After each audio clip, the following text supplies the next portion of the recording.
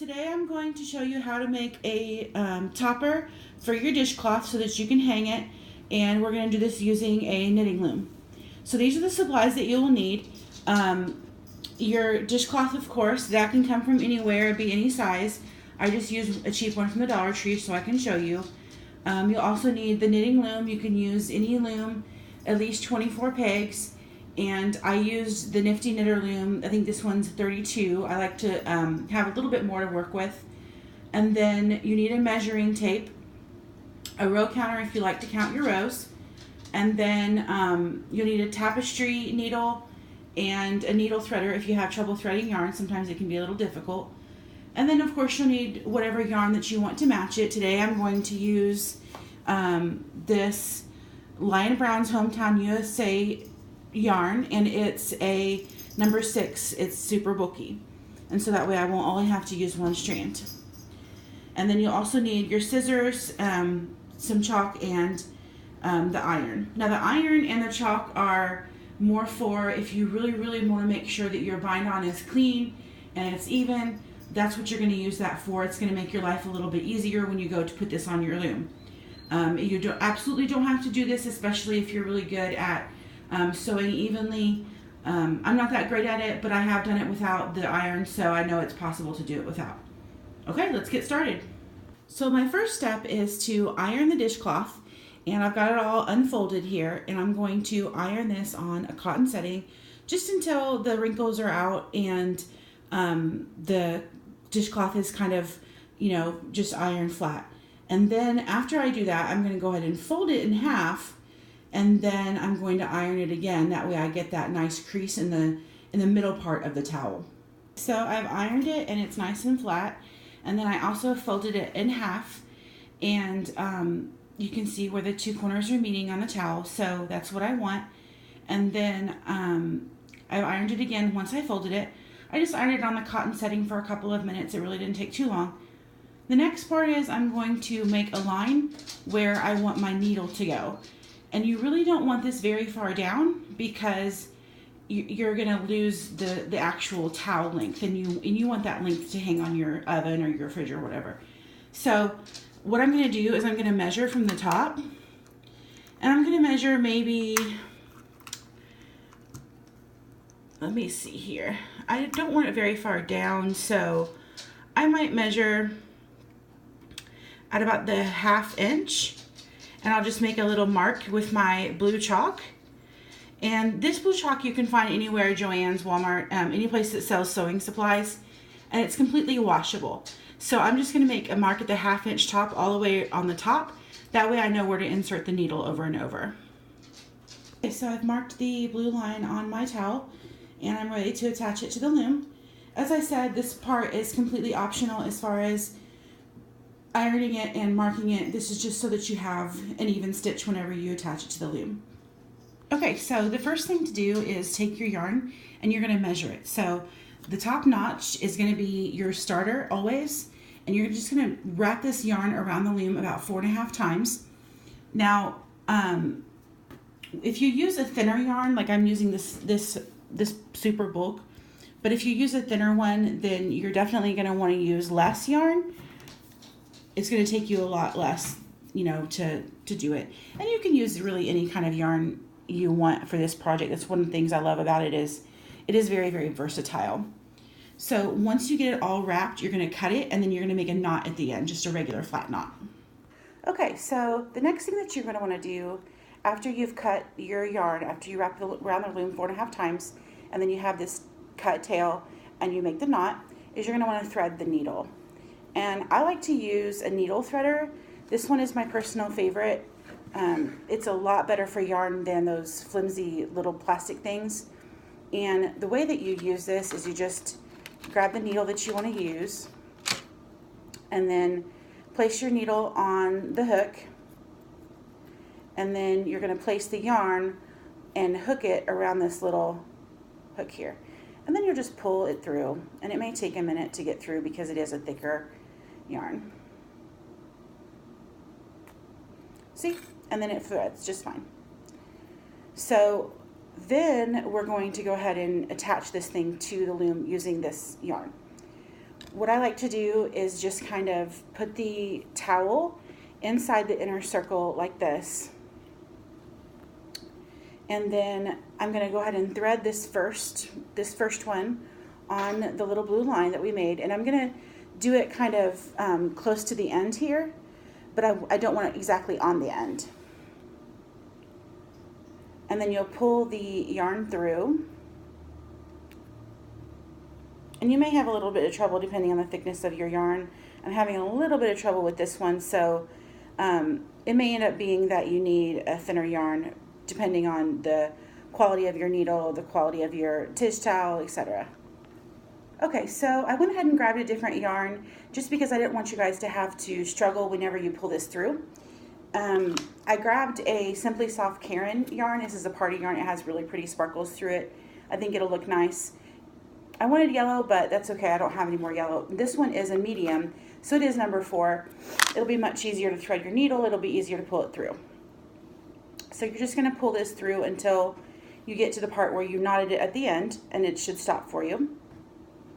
And then what you're going to do is you'll make your first stitch. And you're going to kind of hold it against here. And you'll make one additional stitch here, right next to the peg. And that'll go into your dishcloth.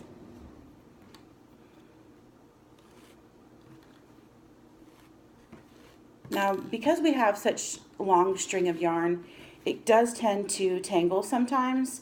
Just be patient with it. It's easy to untangle, and it's just one of those things that you have to work with yarn sometimes. See, I've already got my first tangle. See, it just comes right off. Or not. This only happens whenever you do a video. There we go. There we go. And we're going to make this first stitch here.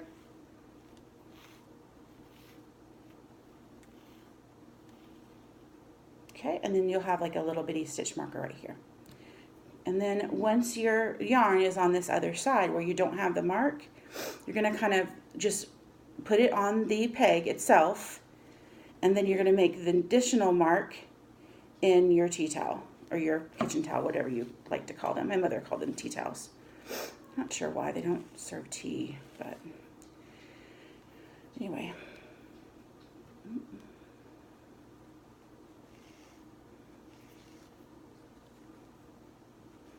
Okay, and that's going to secure that first one to that peg.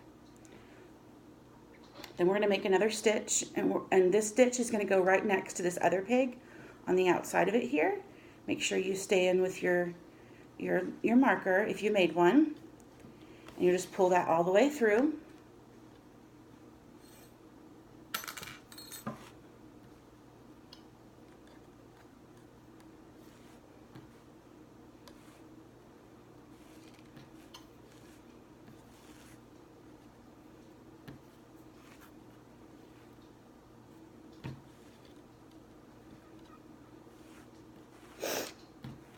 And then the next one we're going to do just like we did the first one. We're going to make another stitch on the other side of this peg here. And that way we're going to end up with a loop just like this first peg.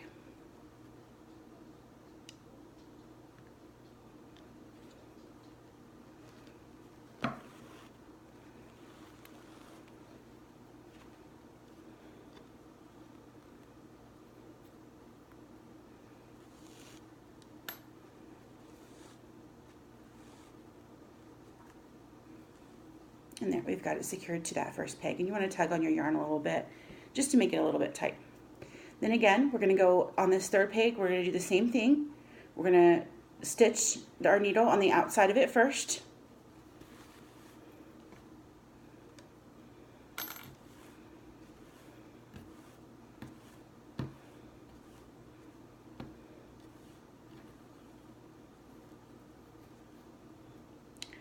And then we're going to do the other side of the peg as well. That way we'll end up with that loop just like these first two pegs.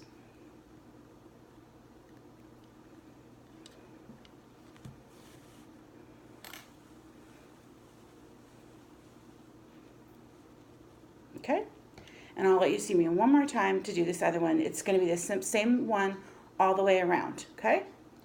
And we're going to do this outside of this peg, just like this.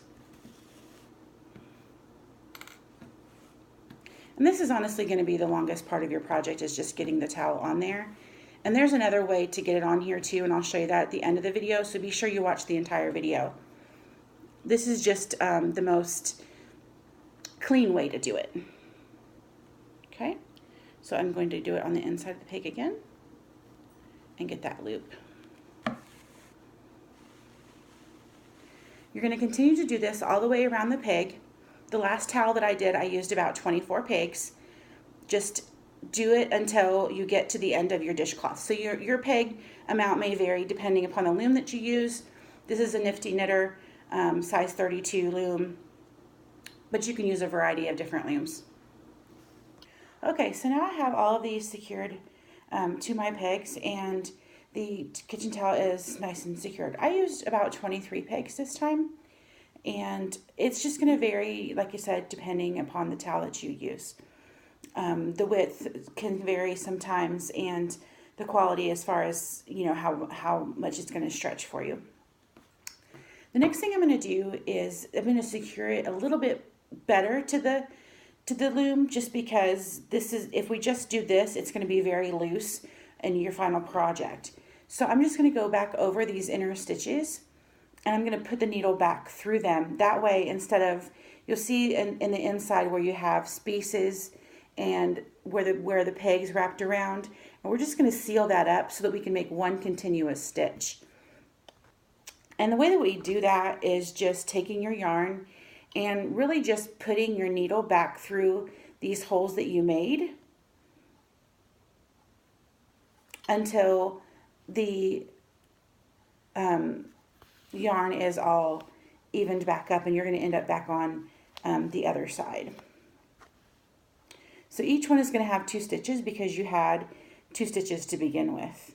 So you're going to just put them back through the original holes, and that should be fairly easy to do because the tapestry needle is quite big. So that's just going to secure everything a little bit better.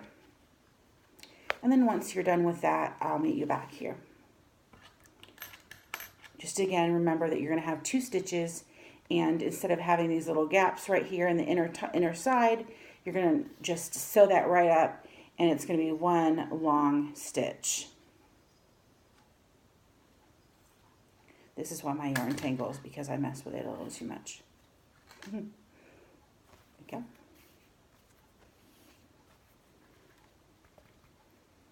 I've got a little bitty knot that I can't seem to get out. That's why I keep, there we go.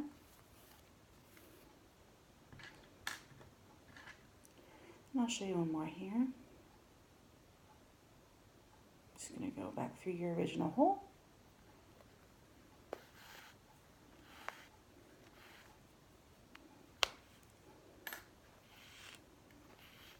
Okay. And then if you look in this inner peg, you can kind of see where it is that I'm stitching that up. And you can see how it's getting stitched. So I'll meet you back here when you're done going through it the second time. Okay, so I have that all sewn up, and if you look in the inside of your work, it should be all one solid line because you've gone back through, and then you should have only one loop on each of these pegs. So what we're going to do now is start the actual knitting process, and this is going to be a very, very simple pattern. Now this first one, we're going to go ahead and flat stitch. All of the first row and the end row are going to be flat stitches, and flat stitches are accomplished by just holding the string over your peg like this, over the front of your peg, and then you're going to knit over it. So you're going to take your knitting tool and just move this bottom loop over this top loop. The rest of them are going to be what we call an E-wrap peg. And we're just going to make little E's all around the actual knitting board. So you're going to wrap it like this in a circle all the way around. And you're going to do that for every single peg.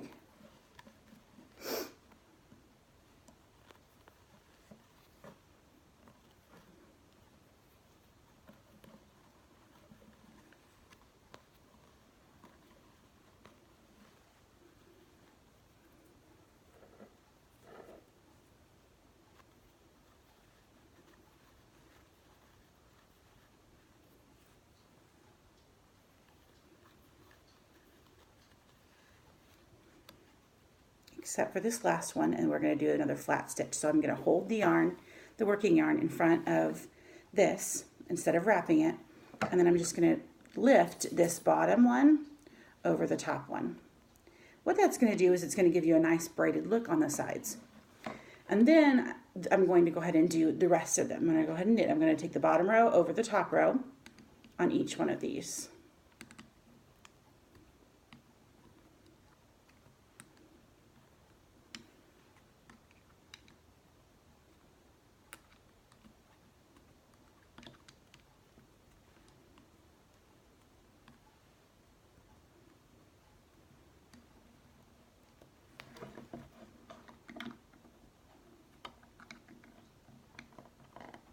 Looks like I accidentally wrapped one twice. That's okay. It won't matter.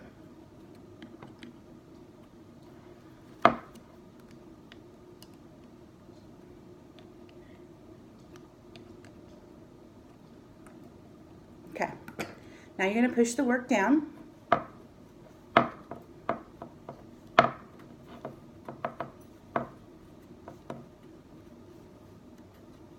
And we're going to skip this particular end. This is where your working yarn is, and you're not going to wrap this one, or you're not going to flat stitch it at all. You're just going to continue, and we're going to skip it, and we're going to continue wrapping this other direction.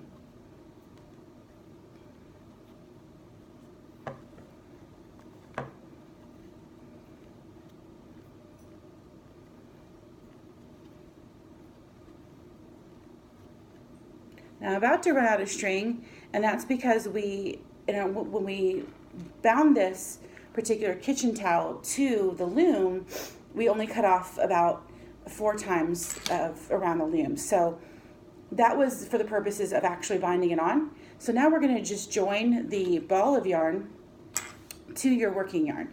And we're just going to do that by making a flat knot. And you want to tie this knot as close to the peg as possible. That way it'll disappear inside of your work.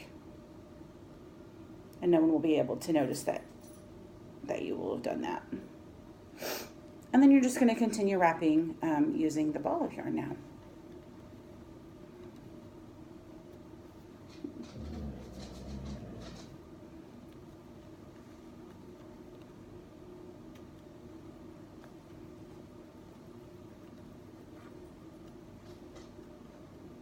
And then once you get to this end peg, remember we're going to flat stitch this. So we're going to hold the yarn in front, just like this. And then we're going to take this bottom one and lift it over the top, just like that. And then we're going to lift all of these over, and there should be 2 wraps on each peg. So we're going to knit over, is what we call it, each one.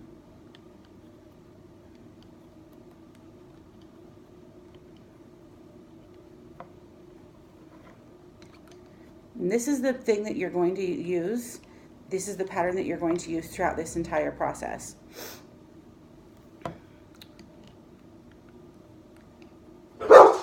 Sorry, my dog. She sees a cat outside. Okay. So now I have all of them knitted over again, so I'm going to push the work down again.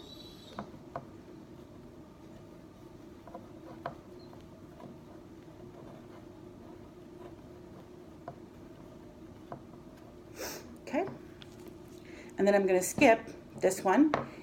Whatever side the yarn is on, this is how you tell, whatever side the yarn is on, that's when you're going to skip this first one, okay? You use it, what we call it, as a turning peg, because you're turning the work around. And we're going to go ahead and wrap it all the way around, just like we did before. This is an E-wrap again, because you're making little E's around the loom.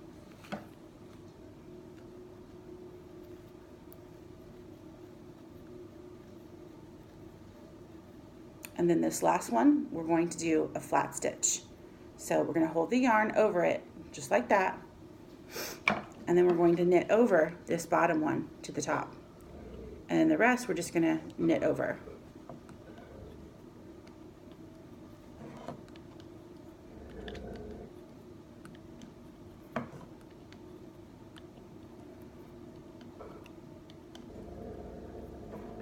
Now you can begin to use a row counter so that you can keep track of how many rows you do. I'm sorry, my dog is ridiculous. So we've done about three rows now. And if you want, you can start to count these. That way you know about what to do on each project. So this is the knitting counter that I have, and I just press it and I'll reset it here. And I'm just going to count the 3 rows that we've done. And then I'll continue to count as we do a row. So this is 1 row, this is 2 rows, this is 3 rows, etc. So count your rows, and you're going to want to get to about 2.5 inches in length of here. And I'll meet you back here when you're done knitting all of this. Okay, so we have done 13 rows, and I'm at 2.5 inches. And what I do is I take my measuring tape, and I'll go ahead and measure that to make sure that I have the right length that I want. And I'm at 13, or 15, looks like. So I like to do the measuring instead of the row counting, but if you're a big row counter, then absolutely you can do that, just so you can remember for future projects. One thing that I did notice is that this is coming out very thin. So if you do use this particular yarn or this particular thickness, which is the 4, you may want to knit with 2 strands of it. So the next thing that you're going to do, and also I wanted to show you this too, when we did the flat knit, we came across with this nice braided look on the sides, on both of these sides, and they're nice and even. So the next thing we're going to do is we're going to decrease. So in order to decrease, and because we want it to get that V that it comes through, so to decrease, you're just going to basically move the stitches for each row. So on this end, you're going to pick this up with your hook and move it onto that next peg, and you'll just tighten that with your string. We're going to do the same thing on the other side because we want an even V. So you're going to pick this up, and we're going to move it to this other one here. Okay, and then we're just going to wrap it just like normal. We'll skip this first one because that's where your string is at, remember. And then we're going to do our E-wrap all the way around.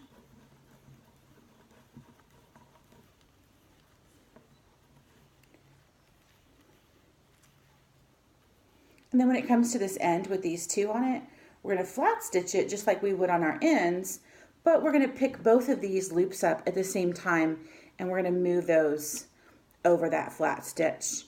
And then we're going to yarn over the rest of these stitches here, just like normal.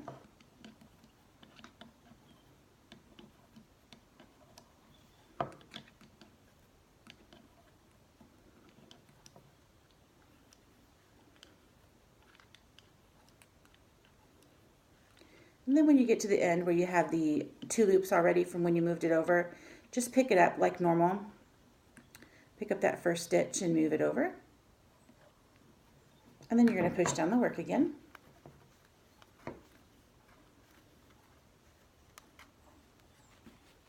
And we're going to do the same thing that we just did. We'll pick up this end, move that over, pull on the string to tighten it a little bit. And then on this end, we're going to do that as well. Pick this up, move this over.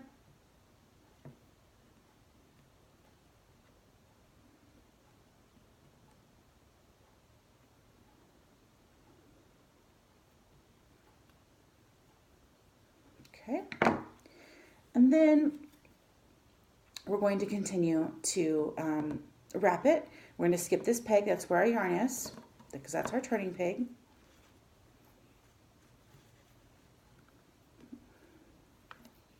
My yarn is fraying on me a little bit.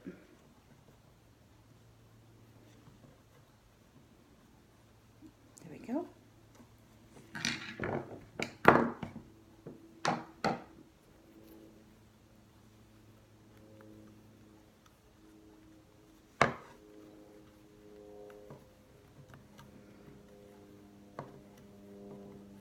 And then again, we're going to flat stitch this end. Hold that yarn in front of there. pick up these 2 stitches that you put over and then just yarn over again. And you're going to continue doing this around the loom until you're left with only about 4 pegs that are wrapped. Because we're going to make, like I said, we're going to make that V. And then when those 4 pegs are left, that's when we're going to start to make our buttonhole and what goes around the fridge or the stove. So I'll meet you back here once you've only got 4 pegs left and you've decreased and moved enough of your yarn over. One more time, I'll do this for you. Move that over and tighten that.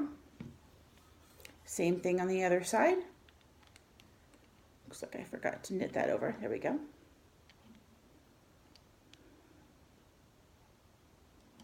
There we go. I'm going to E-wrap again. Push all these down here.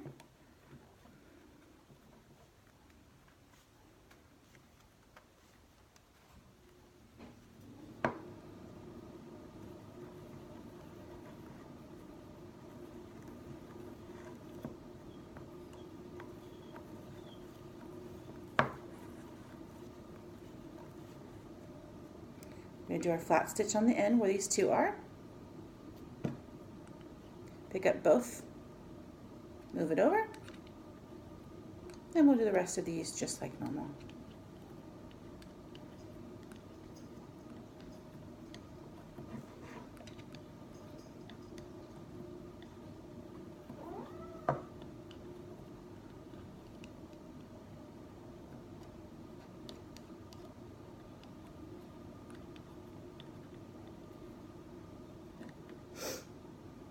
This is the end. You're just going to pick that up. There we go. And we'll push all these down again. And I'll meet you back here when you're only left with about 4 pegs. Okay, so we're back and we've got only 4 left. We decreased all of the other rows, all the other pegs that were here, and we've just left with these 4.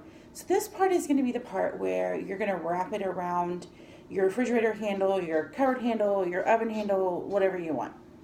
So we're going to start doing it the regular way that we were doing it the whole entire time to get a desired length in order to put our project together.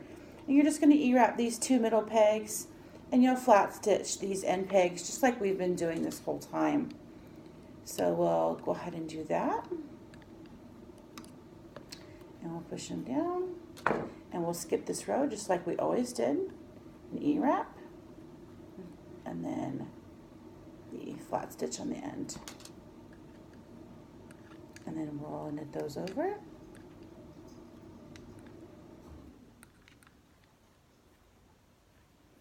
we'll push them down again. And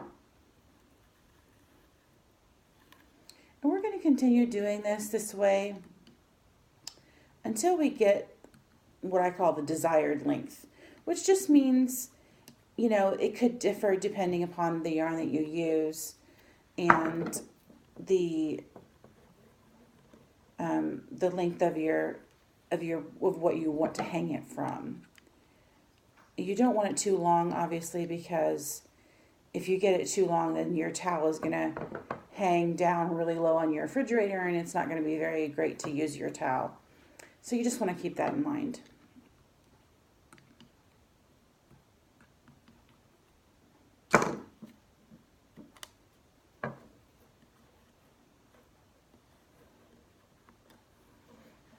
Just always remember to flat stitch the ends.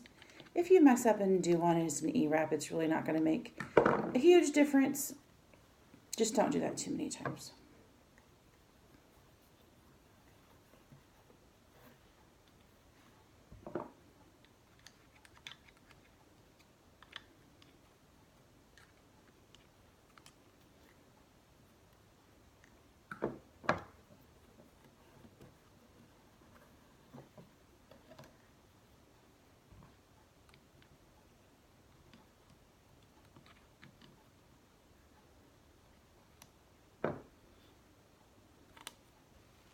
And you see how it's starting to take shape for this middle part here.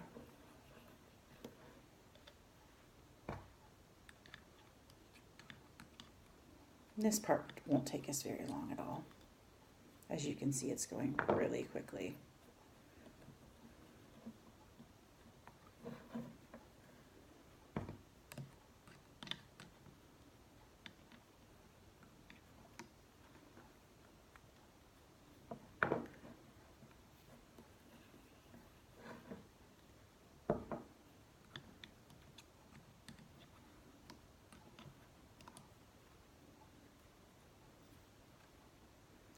And it looks like to me I've got almost enough. I'm going to do maybe 2 more rows, and then I'm going to make the buttonhole. So here's one.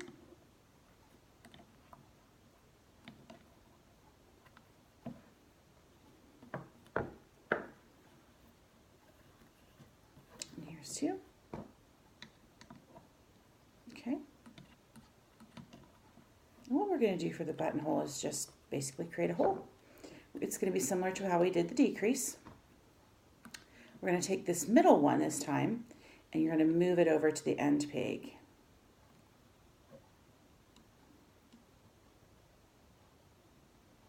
Okay, so that you have 2 loops on this end peg. And you're going to do the same thing to this other middle one. We're going to move it over to the end. Okay, and then we're going to just go ahead and knit those over real quick. And push our work down. And then we're going to keep going as if we had never done that. We're going to wrap these 2 pegs again. And flat stitch this end.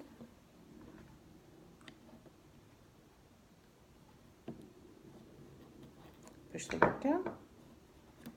And then wrap these 2 pegs again and flat stitch this end.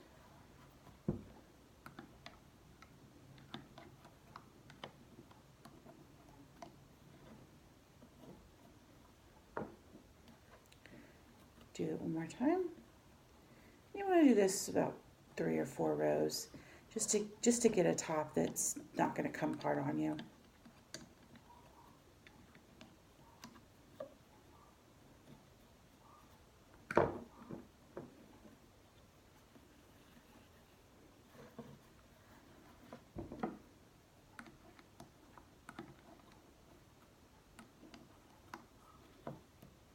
I'm going to do this one more time, and then I'll show you how we're going to bind this project off.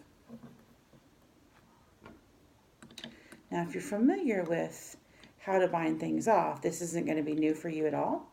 But if you're a beginner, you might want to pay special attention to this part.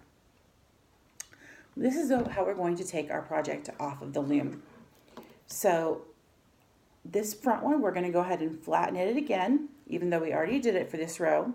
We're not going to skip it this time. We're going to flatten it. Okay. And then you're going to flatten it again. Then you're going to take this peg and you're going to move it as if we were decreasing. And you're going to move it onto that first one that you flatten it. Tighten your string. And then knit over. And then we're going to move it to this peg here so that we only end up with 3. Tighten your string. Then we'll flatten it just this one next to it. And knit over. And then we're going to move this middle one over to the end. And tighten your string.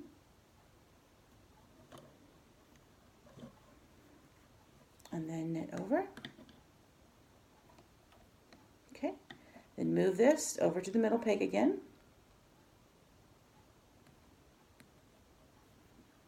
And then you're going to flatten it this last one.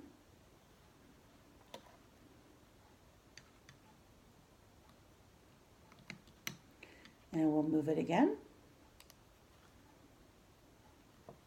Tighten the string. And then we'll just knit that over. So now you're left with just one that's currently holding your yarn. So what you're going to do is you're going to lift that right up off of there and kind of hold it on the hook there. And we're going to clip this off. And then I'm going to go ahead and thread this back on the needle.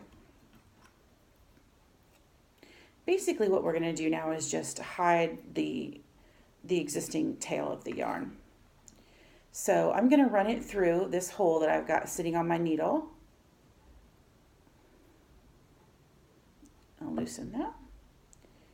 And then I'm going to hide it just in the side, this a little bit here. Okay. I'm just going to put it through a couple of times at the top here.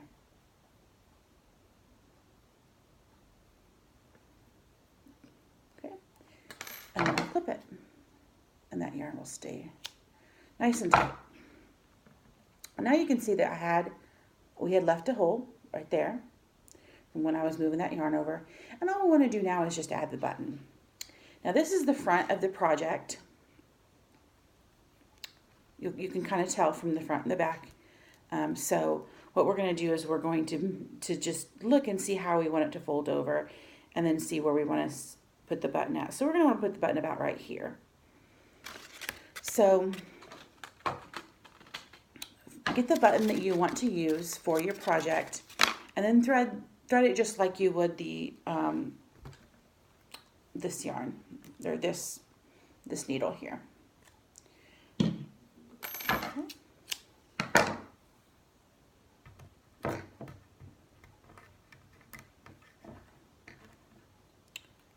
going to thread this.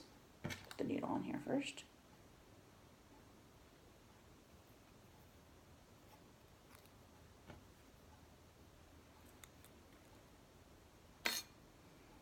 I love needle threaders. It just makes my job so much easier.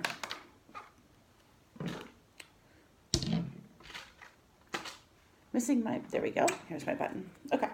And I chose just this plastic button. I think I got it at Joann's. And I got a bunch of them in a package for like a couple bucks. I like these kind that just have the one in the back instead of ones that have multiple holes, but you can use any button that you want, really. So again, I'm just going to look at the fold of it and see about where I need to put my button in order for it to match the hole. And I need to put my button right about here. So I'm just going to hold it like this.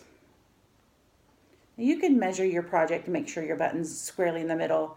That's up to you. But you're just going to thread it just like you would a normal button into the string like this, making sure that you grab the yarn with it. And I'm going to pull it, but I'm not going to pull the yarn all the way through.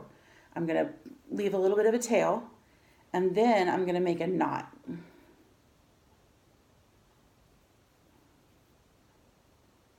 And that already secures the button really well to your project.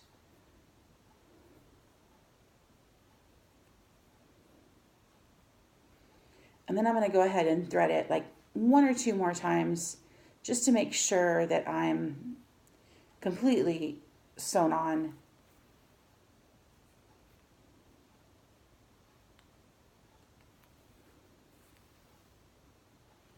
And then I'll knot it 1 more time. And then I'll clip it. Okay.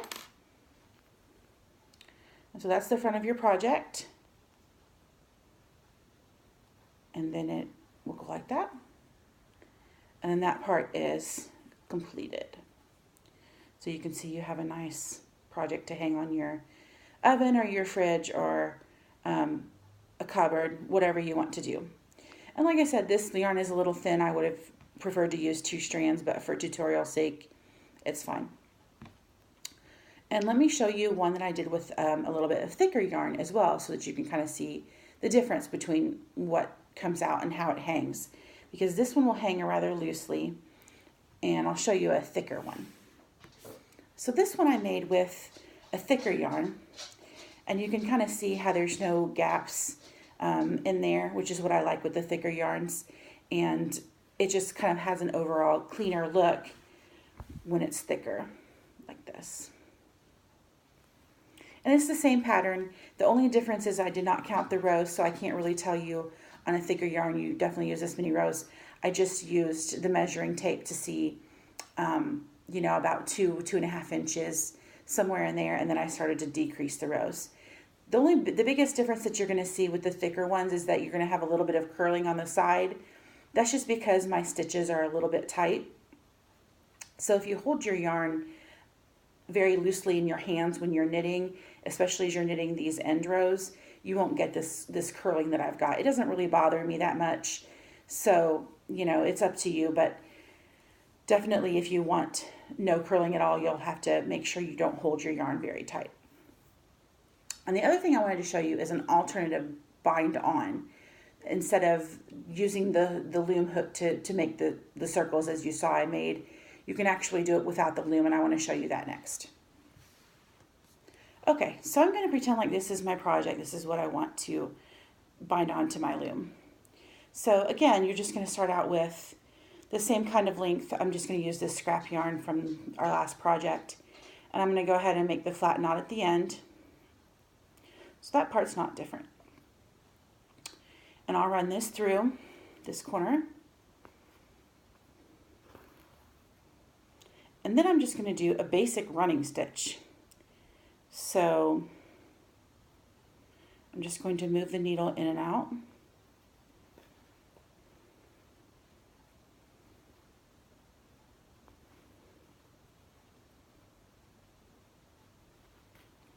And I'm really not going to pay too much of attention to spacing because I don't have my loom, right?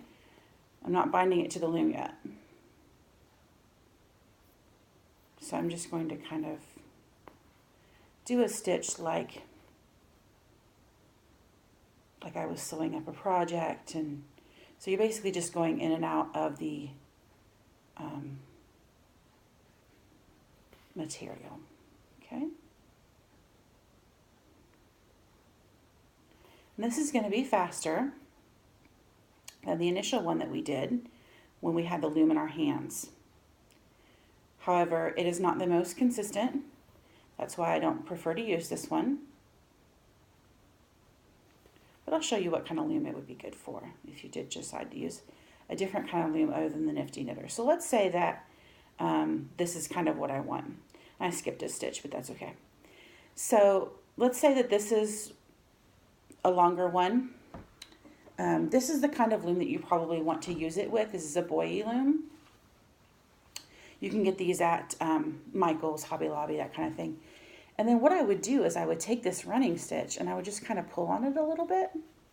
And then I would just slip it over like that. And I would do that all the way around, okay? I made my stitches a little bit tight, but I would do that all the way around the loom. It's just not the most consistent thing because the spacing may not be the same all the way around, etc. But for these bigger pegs, you're going to have wider in between the spaces than you will a Nifty Knitter. So it may very well be better. Okay? And then you would just continue your regular running stitch until you had those little notches, and then you would just put the notches over and you would be good to go. So you wouldn't have to do as much as what we initially did. I hope you enjoyed this video, and I hope that your dishcloth looks all pretty and you can hang it on your fridge or give it away as a gift or on your stove. If you like this video, leave me a thumbs up. I'll make some more. And if you have a comment or a question, just leave it in the comment section and I'll be sure and get back with you. Thanks.